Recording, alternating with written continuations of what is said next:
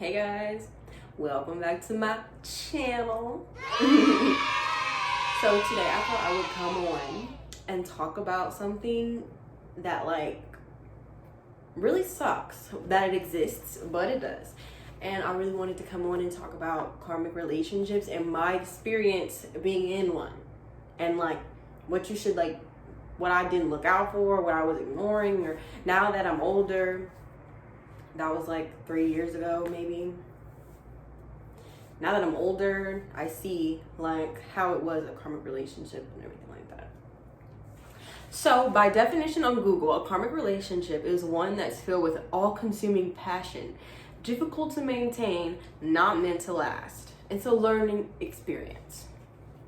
So I'm gonna give you a story time about my karmic relationship and what all happened, and I'm gonna try to make it as short as possible because I don't want this video to be too long because I have to edit it. Okay, so this karmic relationship, I'm gonna tell you this off. First off, I am a Scorpio, and this was back when I wasn't in astrology, but I wasn't knowing of it, and I didn't know much about compatibility and stuff like that. And my boyfriend at the time, or the karmic relationship I'm talking about, he is an Aquarius. So let me tell you how it all started off. So he started messaging me on Snapchat. I had just moved to a new city, and I didn't know anybody, I literally didn't know anyone. And he had started messaging me on Snapchat, and I was like, okay, cool, he's cute, he was cute. And then we were just messing each other, and then he was like, well, why don't we smoke one day or something? So we ended up hanging out one time and smoking, and I remember being in the car and being like, I feel like I've met you in a past life. I feel like I know you. I remember telling him, your soul feels extremely familiar. So familiar to me. And me, I'm a very spiritual person, and things like that excites me. Meeting somebody that I feel that I've known forever, that was exciting to me. So we had started to hang out a lot more. I was always over his house and stuff like that. And my living situation was pretty bad at the time. So I ended up having to, I didn't have to, but it was just easier for me to just stay over at his place all the time. And if there's one thing that you guys know or should know about Aquarius, is that they love their space. They don't like to be suffocated, even if that wasn't my intent, but they love their space. They don't they don't want you there every day, So it had started, I was living with him, and we just felt like the connection was so strong, but then also it was so toxic. I was living with him, and sometimes at first it was really cool, but then we started to the first couple months it's always cool, isn't it? And then it started to get little problems here and there. He would be like, why you always, he didn't want me to be there all the time. He's like, why do you always have to be here? Or he would get in little arguments with me about everything. We would always argue about little stuff, and our fights would turn really big and really toxic. It was to the point where he was punching walls, throwing stuff off the balcony. I had pushed him a bunch of times. It got to the point where things were getting physical. I never tried to beat him up, but I definitely did. We did get in a lot of bad fights, and mind you, this was after nights of drinking and stuff.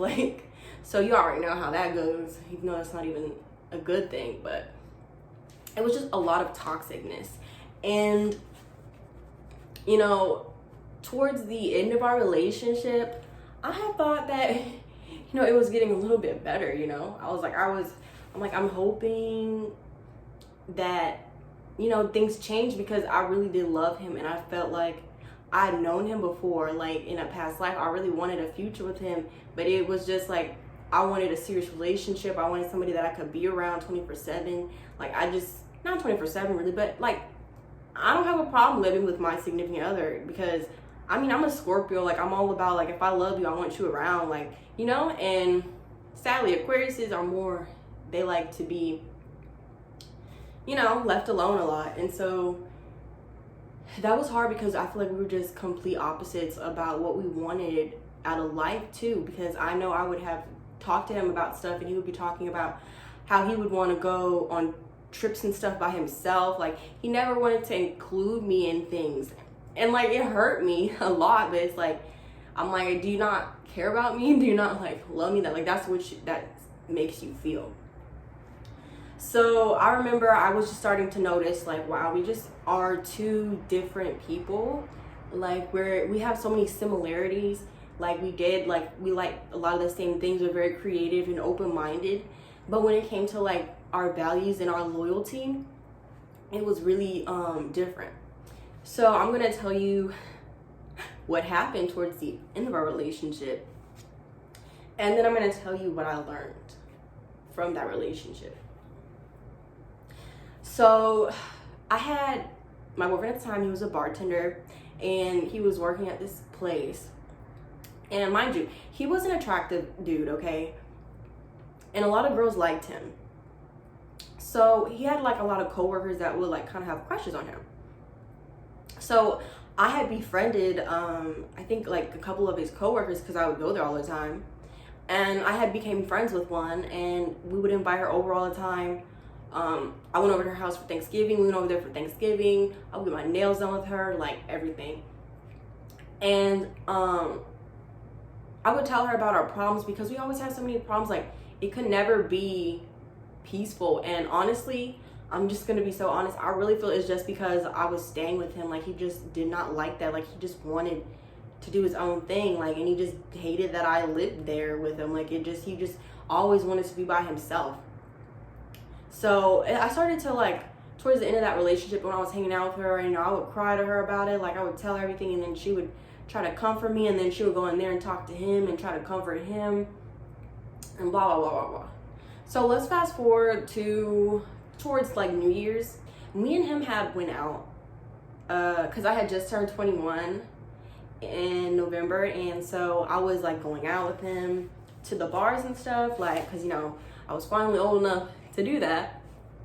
And I remember one night we had went out, and we were at the grocery store, and we drunk a little bit, but he just started arguing with me.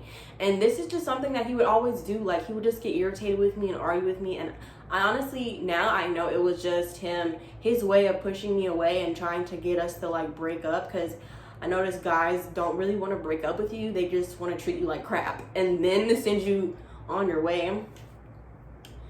But we were immature at the time. He was very immature, but I mean, I was immature too. So, but anyway, we had gotten a fight, and I was just like, you know what? I was like, I'm just going to move out, because it's like we're always fighting. Like, I'm not happy. And the whole reason I was really staying with him is because my living situation was bad. So I really didn't want to have to stay with him, but it just happened. It just became a thing, because he didn't want me to stay where I was staying most of the time. Sometimes he wanted me to go away, but most of the time, and I'm going to tell you the type of person I am, if somebody doesn't want to be bothered, if somebody doesn't want to talk to me, I will leave you alone. That's the thing. I would be in the living room. I wouldn't talk to him. If I could leave the apartment, I would leave. But just my presence and me being there, it really just irked him and pissed him off. So I don't know if this is probably what led him to do what he did, but okay. So after we had got done, you know, at the store arguing, and I told him, I was like, I just can't do this no more. Like, I feel so unhappy and like broken. Like, I was just so sad with him. Like, I just felt like I wasn't being loved properly. Like, I didn't feel like I was wanted. So he was very cold and distant towards the end of our relationship.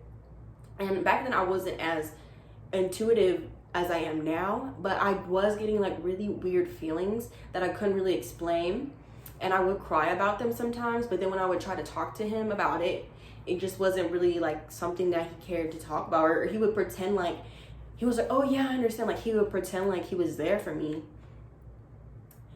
But let's fast forward to, okay, so after we were done arguing and blah blah blah the grocery store, I was like, okay, we went back to his house, and we were cool. It was cool. I was like, everything was cool. I was just like, I'm just going to move out, and we're just gonna have to go our separate ways, because this relationship isn't working. And mind you, we only dated like, we were only official probably a couple months, mind you. This wasn't even a long relationship. It was like really, it was kind of short, to be honest.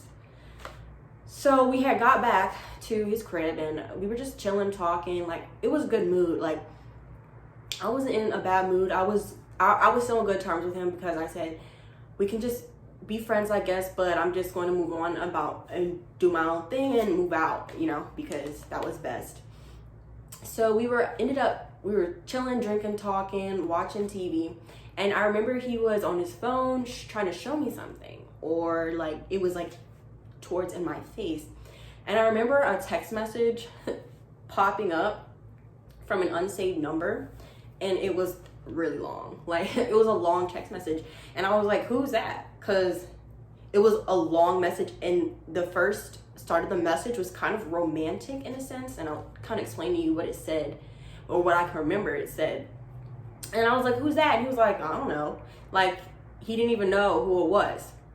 And so he gave me his phone and he let me see who it was, because he's like, I don't know who it is. So I ended up scrolling up through the messages, and turns out it was his coworker that I was always hanging out with, you know? And we would always invite her over and things of that sort. So it turns out her whole message was saying basically, like, it was stuff like, you know, you made me so happy, and I love how you do this, and I love how you put your socks on, and like, this and that. And then I had scrolled up, and I scrolled up some more, and I was seeing who it was, and then I was seeing him saying things like, oh yeah, she's here, and referring to me, like, she's gonna leave soon, and like, she's broke, and she's this and that, and you should come over when she leaves. Like, I don't think she's gonna be here Friday. Like, I want you to sit on my face. Like, all this stuff, bro.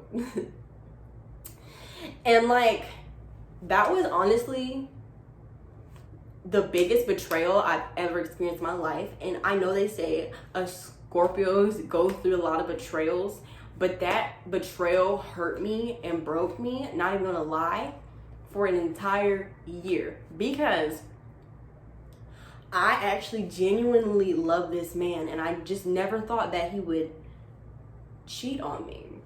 Well, it's worse. I'm gonna tell you why it's worse. Because, you know, I saw the messages, and I was like, basically we got in an argument. I was like, how could you do that to me? Like, how can you be so fake? How can you sit here and smile on my face and then do this to me? And actually, I had a conversation with him prior about her, and I was telling him how I just didn't want her to come over anymore. I didn't want to be around her because I just felt like she liked him, and it was like, I just don't want to keep inviting a female over that likes you, because I'm not trying to compete over my boyfriend, you know.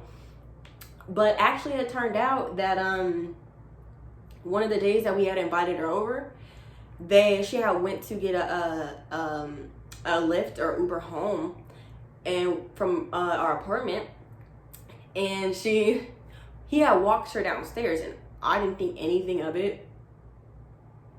But apparently, turns out when he had walked her down there, and mind you, I'm upstairs in the apartment, they were downstairs making out with each other. And then he's gonna come back upstairs and pretend like nothing happened to me. Crazy, right? Honestly, after that situation, it did hurt me a lot for a long time.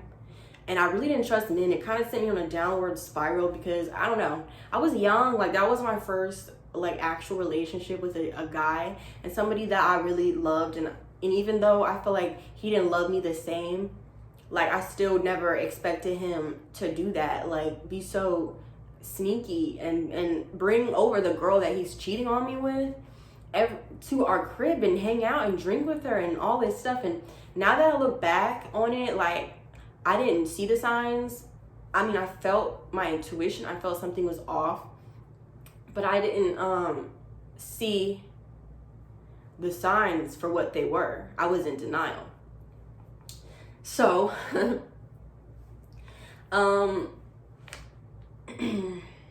I tell that story to tell you that karmic relationships are real to me. And ways to really spot them is when things are so passionate and so, it feels so good, yet it's so bad. Like when we were good, but when we were bad, it was bad. Like I don't argue. Like that's the thing about me. I don't want to go back and forth. I don't want to put my hands on you. And it was getting to the point we would argue so much. Like it was just like he would put me down a lot. He would call me names. And it just got to a point where it was just like, this isn't healthy. I'm unhappy. And clearly you're unhappy. And you're doing all this because you don't want me to be here. And you just can't say it. But, so I'm going to talk about what I learned from that relationship. Honestly, and to be truthful, I learned that anybody can change on you at any second. Like you don't know a person, and you can think that you know a person, but that doesn't mean that you do. It honestly taught me to really pay attention to my intuition and my inner voice, and listen to my gut, because I knew something was wrong. And it taught me that I should love myself, and I should never put up with somebody like that or be with somebody like that, because there are people in this world that will treat you well, love you, and cherish you. So after we had broke up and stuff, I had moved out, and I mean, he still kind of wanted to be friends, I guess. Like he had told me, like, by the time I'm a certain age, like 30 or something, he was like, if we both aren't with anybody, like I want us to have a kid together and all this stuff. And I was like, okay, whatever you say. And we had hung out a few more times. And one time we had hung out and I was in his car, and we had went to his mom's house so he could do some laundry. And I remember I was like sitting in the car, and I was like, well, he was like, I'm gonna go back into the house to get my laundry. So he had left his phone, and I don't go through phones, okay, like that's not my thing. But he left his phone, and it was open, like it was open facing me, and I could see his messages. Well, turns out he was still talking to the girl that he cheated on me with. And I had seen that she was like, they were flirting, and she was sending him nudes and all this stuff. And it was just like, okay.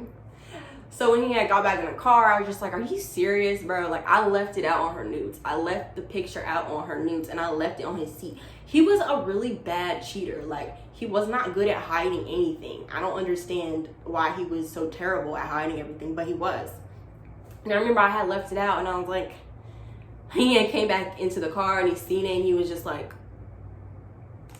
and I was like, what is that? I was like, are you serious?